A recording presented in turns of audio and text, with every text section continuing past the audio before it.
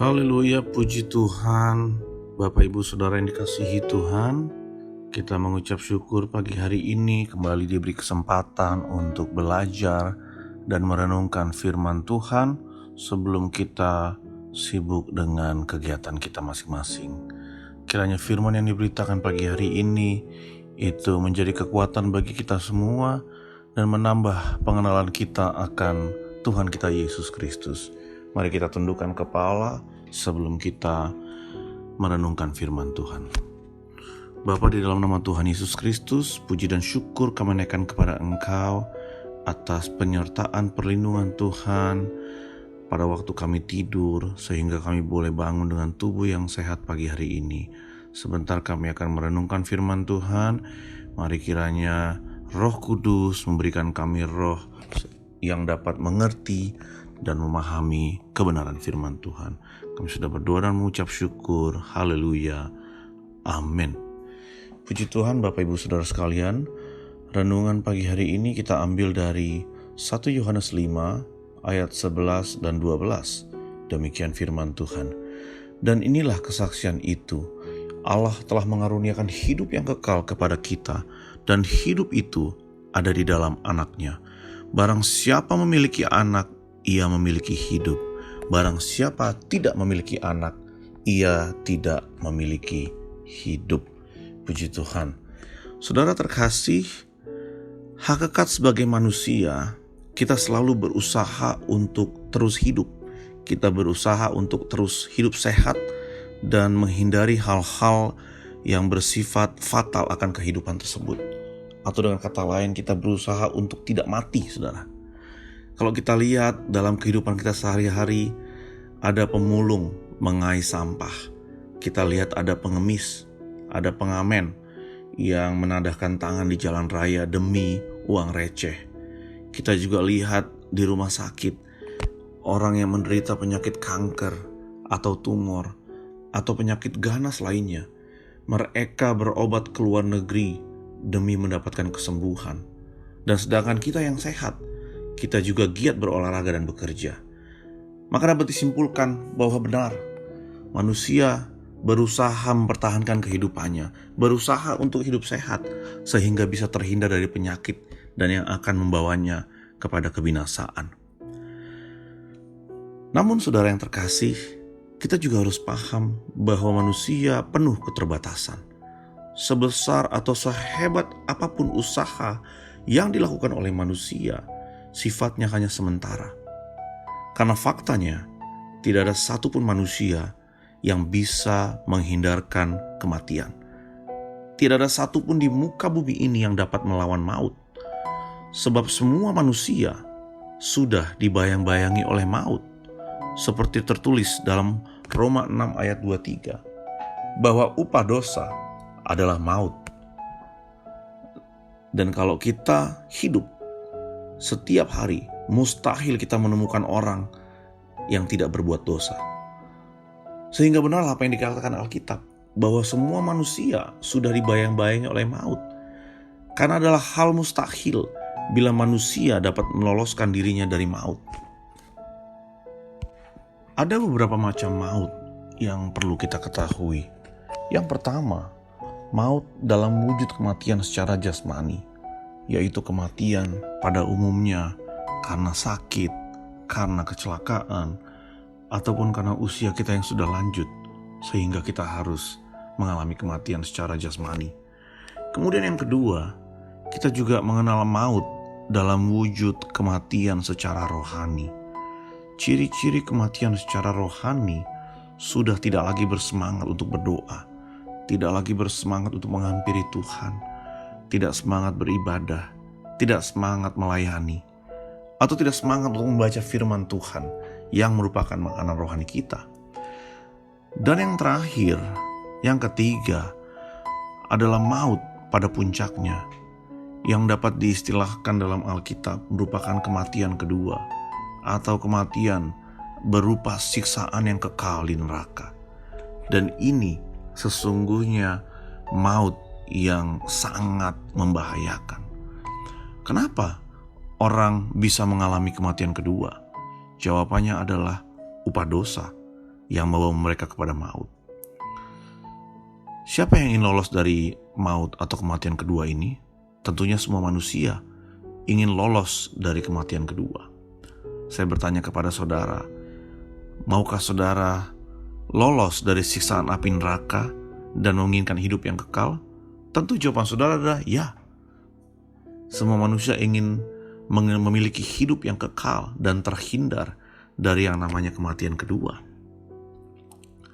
Saudara yang terkasih, hanya ada satu cara untuk memperoleh hidup yang kekal. Bukan melalui perbuatan baik kita, tetapi melalui kasih karunia Allah. Semua perbuatan baik kita tidak bisa membawa kita ke sorga, tetapi hanya karena kasih karunia Allah melalui putranya Yesus Kristus, sehingga kita boleh mendapatkan kasih karunia Allah untuk membawa kita kepada kekekalan. Kasih karunia yang Allah berikan itu membebaskan kita daripada dosa keturunan, sehingga kita luput dari maut. Dan sebaliknya, kita memperoleh jaminan hidup yang kekal. Kalau kita melihat ke belakang, kita tahu bagaimana awal dosa dan maut menguasai manusia. Dosa masuk ke dunia oleh karena seorang Adam yang hidup pada awal zaman. Mulai zaman Adam sampai zaman sebelum Musa, dosa dan maut terus menguasai manusia. Dosa begitu berkuasa atas manusia karena pada waktu itu manusia belum mengenal yang namanya hukum. Barulah pada zaman Musa, Allah Bapa menurunkan hukum Taurat. 2 loh batu diterima oleh Musa di Gunung Sinai, yang ditulisi atau yang kita kenal sebagai 10 hukum Allah. Tentunya ditulis oleh jari Allah sendiri. Dan dengan diberikannya Taurat kepada manusia, maka dosa pun mulai diperhitungkan. Karena Allah telah menuliskan hukum di mana manusia wajib untuk mentaatinya. Dan semenjak hukum Taurat diturunkan, barulah Tuhan memperhitungkan yang namanya kesalahan. Tetapi dengan diberikannya 2 loh batu, dengan diberikannya 10 hukum Taurat, dosa bukan makin berkurang. Dosa sudah menguasai manusia, bahkan terus bertambah jumlahnya. Oleh karena itu, Allah sendiri harus campur tangan untuk turun ke dunia dan membereskan dosa. Itulah makanya kita kenal istilah kasih karunia melalui Tuhan Yesus Kristus untuk mengimbangi dosa yang semakin bertambah. Di dalam Yohanes 1 ayat 14, di sini kita melihat bahwa Tuhan Yesus Kristus adalah wujud firman yang menjadi manusia, yang diam di antara kita. Dia yang menjadi manusia itu sebenarnya adalah anak tunggal Bapa yang penuh kasih karunia dan kebenaran. Allah mengasihi dunia ini karena Allah adalah kasih. Dan Allah mengasihi manusia sebagai makhluk ciptaan Tuhan yang paling mulia, karena manusia dibuat serupa dengan gambaran Allah. Artinya apa yang ada pada Allah ada pada manusia. Manusia merupakan blueprint, merupakan ciptaan cetakan Allah, dan diberi kuasa untuk mengelola semua ciptaan Allah di muka bumi ini. Tetapi akibat dosa masuk, akibat mereka tidak taat kepada Allah, maka manusia harus mati binasa, menjadi tempat penghuni neraka, menjadi penghuni penghukuman kekal bersama dengan malaikat-malaikat pemberontak, yaitu iblis. Tetapi saudara yang terkasih, Allah tidak mau manusia mengalami penghukuman yang kekal, dan harus ada yang menyelamatkan manusia untuk menggantikannya, untuk menanggung dosa. Dan itulah yang kita kenal penebusan yang dilakukan oleh Yesus Kristus, supaya setiap orang yang percaya kepada Dia tidak binasa, melainkan peroleh hidup yang kekal.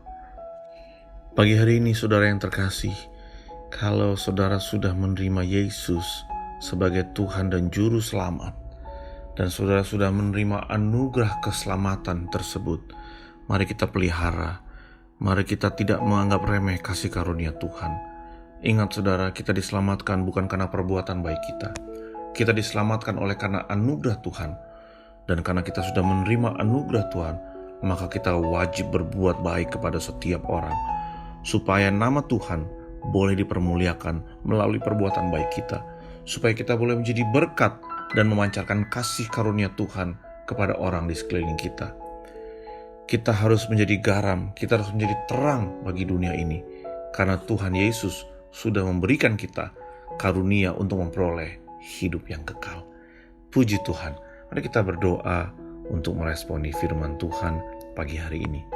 Tuhan Yesus yang baik, kami mengucap syukur buat anugerah keselamatan yang sudah Tuhan berikan kepada setiap kami. Biar kami memelihara keselamatan itu ya Tuhan, sehingga kami boleh terus kudus dan suci di hadapan Tuhan sampai pada akhirnya kami bertemu dengan Tuhan. Dan biarlah melalui kasih karunia yang sudah Tuhan berikan kepada kami boleh hidup seturut dengan kehendak-Mu. Kami boleh hidup dan menjadi berkat bagi banyak orang. Terima kasih buat firman-Mu Tuhan. Meteraikan ini dalam kehidupan umat-Mu. Roh Kudus terus mengingatkan akan firman yang sudah kami dengar pagi hari ini. Memberkati umat-Mu dengan segala keperluan, kebutuhan mereka Tuhan. Dalam nama Yesus, Engkau adalah Yehovah Rafa. Engkau adalah Allah yang menyediakan buat umat-Mu. Terima kasih Tuhan Yesus, Engkau berkati apa yang kami kerjakan, waktu kami sekolah, kami bekerja, melayani Tuhan, apapun yang kami kerjakan pagi hari ini, biar itu menjadi berkat bagi kami semua dan buat orang di sekeliling kami. Terima kasih Tuhan buat pagi hari ini, terima kasih buat firman yang sudah kami dengar. Hanya di dalam nama Tuhan Yesus Kristus kami sudah berdoa. Amin.